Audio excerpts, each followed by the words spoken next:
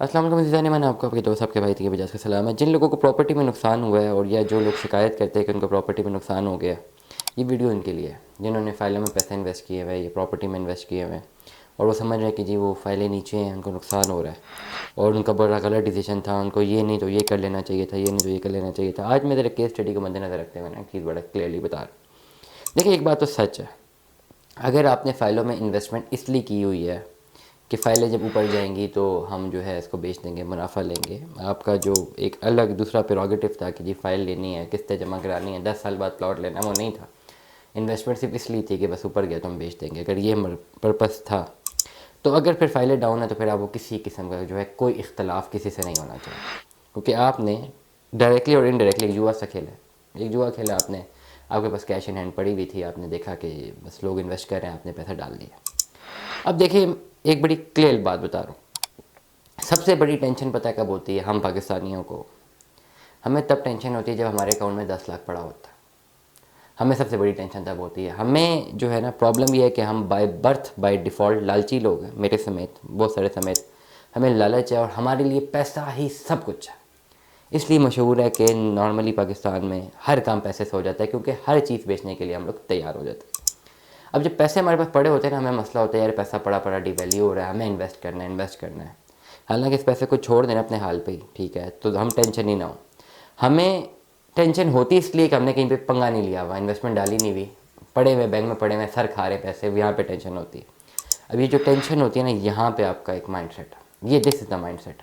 अब वहाँ से पैसे निकालने किसी जगह पर डालते हैं, अब या प्रॉफिट होगा या नुकसान होगा, या शेयर मार्केट में डालेंगे या प्रॉपर्टी की फाइलें ले लेंगे या कुछ ले लेंगे, या अब प्रॉफिट होगा नुकसान होगा। प्रॉफिट हो गया तो बहुत अच्छे, भले भले सब कुछ आपकी मेहनत से हुआ, आपकी किस्मत से हुआ। अगर नुकसान हो गया तो दुनिया का कसूर है, सोसाइटी का कसूर है। अब मैं आपको एग्जांपल देता हूँ बड़ी क्लियरली। कुछ दिनों पहले मेरे एक बड़े करीबी जानने वाले, उन्होंने मुझे फ़ोन किया, उनको 8 लाख रुपए चाहिए था। जी 10 कॉल में उनको 8 लाख चाहिए। उन्होंने कहा जी हम अभी ट्रांसफ़र नहीं हो रहे, मुझे फ़ौरन चाहिए, आप मुझे बताएं, मैं आपको बाद में दे दूँगा। उन्होंने उसी दिन रात को चेक भी मुझे दे दिया था। खैर, मैंने 8 लाख ट्रांसफ़र कर दिया। मेरी ट्रांजैक्शन डेफिनेटली प्रॉपर्टी की ट्रांजैक्शन होती हैं, हम ट्रांजैक्शन बड़ी कर सकते हैं। रात को उन्होंने वापस अकाउंट में चेक डलवा दिया, चेक दे दिया मुझे। कल परसों वही 8 लाख उन्होंने इन्वेस्ट किया था क्रिप्टो करेंसी में, और कल वो 8,90,000 रुपये हो गया। $300 का बैठे बैठे फ़ायदा हुआ। वो 8 लाख मेरे पास भी था, मैं कर देता, पर मैंने नहीं किया, मैंने रिस्क नहीं लिया। उन्होंने लिया, रिस्क लिया, वो 8 लाख नीचे भी आ सकता था, ऊपर चला गया, किस्मत। मैंने रिस्क नहीं लिया, मेरा 8 लाख वहीं का वहीं रह गया। अब हमारी नेचर यही है, हमारा प्रॉब्लम यही है, दिस इज़ आवर प्रॉब्लम, ठीक है। अब जिन लोगों ने प्रॉपर्टी में नुकसान किया, उन्होंने फिर बाकी जगहों पर, आप क्रिप्टो में पैसा इन्वेस्ट करते हैं, वहाँ पे करें। अब क्रिप्टो में लोगों ने करोड़ों रुपये बनाया है तो लाखों रुपये लोगों ने नुकसान भी किया। यही 8-10 लाख जो अपने फाइलों में इन्वेस्ट किया हुआ है, ये आप उठा के क्रिप्टो में डाल दें, या ऊपर चला जाएगा नीचे चला जाएगा।